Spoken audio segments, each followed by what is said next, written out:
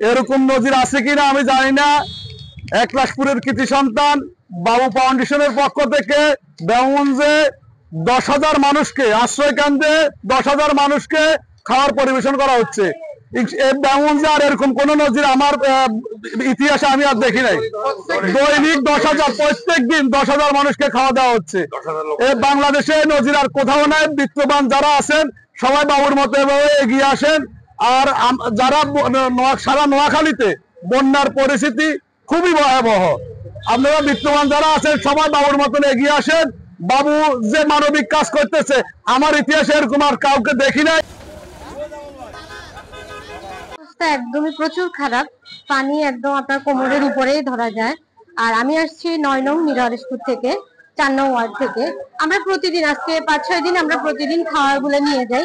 কারণ হচ্ছে কি, শুকনো খাবারগুলো হচ্ছে আপনার প্রতিদিন খাওয়া যায়, চাল দিলে হচ্ছে আপনার চুলায় রান্না করতে হয়। তো এমন অবস্থা হয়ে গেছে যে চুলায় যে একটু আপনার রান্না করবে ওই রকম কোনো কিছু নাই, ওই সিচুয়েশনটাই নাই। তার জন্য হচ্ছে আমরা প্রতিদিন হচ্ছে রান্না করে খাবারটা চেষ্টা করি আশ্রয় কেন্দ্র আর হচ্ছে মানুষের বাসা বাসি একটু পৌঁছে দেওয়ার জন্য। পানি যতটুকু হয় চেষ্টা করি আমরা একটু সবার বাসায় নিয়ে যাওয়ার জন্য আর কি। বন্যা কবলিত মানুষের জন্য 8 নম্বর ইউনিয়নের জন্য প্রতিদিন আমাদের এখান থেকে নুরুল আমিন বাবু ফাউন্ডেশন থেকে আমরা প্রতিদিন খাওয়া নিয়ে যাচ্ছি। এমনকি আমি আমার মুজাহিদপুরের জন্য প্রতিদিন 2টা আশ্রয় কেন্দ্রের জন্য প্রতিদিন খাওয়া নিয়ে যাচ্ছি, কিন্তু তারপরে আমরা খাওয়ার সংকট পড়ে। এই কারণে আমাদের উচ্চ ফ্যামিলি যারা আছে, যারা শিল্পপতি বিভিন্ন উচ্চ ফ্যামিলি যারা আছে, তারাই আমাদের এই বন্যা মানুষের জন্য এগিয়ে আসা প্রয়োজন। আমরা সবাইকে আমাদেরকে সহযোগিতা করার জন্য কামনা করছি। দেওয়ানগঞ্জ ইউনিয়নের উপজেলাতে অনেক বিত্তবান লোক আছে। সেই বিত্তবান আমাদের নুরুল আমিন বাবু, উনি সব সময়, শুধু এখন বন্যা পরিস্থিতি না, বন্যা পরিস্থিতির বাইরেও উনি যখন এলাকাতে আসে উনি সবসময় চেষ্টা করে যে এলাকার গরিব দুঃখী মেহনতি মানুষের পাশে দাঁড়ানোর জন্য।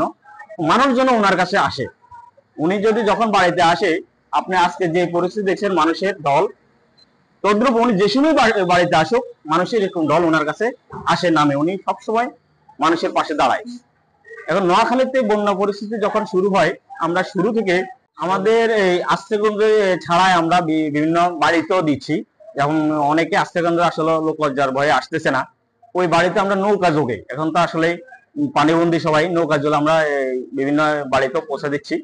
আমরা প্রতিদিন প্রায় 10 থেকে 12,000 লোকের খাওয়ার ব্যবস্থা করছি। এমনকি এটা আমাদের শুরু থেকে আমরা দিয়ে আসছি। আমাদের চেষ্টা থাকবো আমাদের সামর্থ্য অনুযায়ী আমরা সহযোগিতা করার জন্য। আমরা নুরুল আমিন বাবুকে অসংখ্য ধন্যবাদ যে যিনি এরকম একটা মহৎ কাজে উনি সহযোগিতা করছে, উনি অতীত করছে, এখনো করতেছে।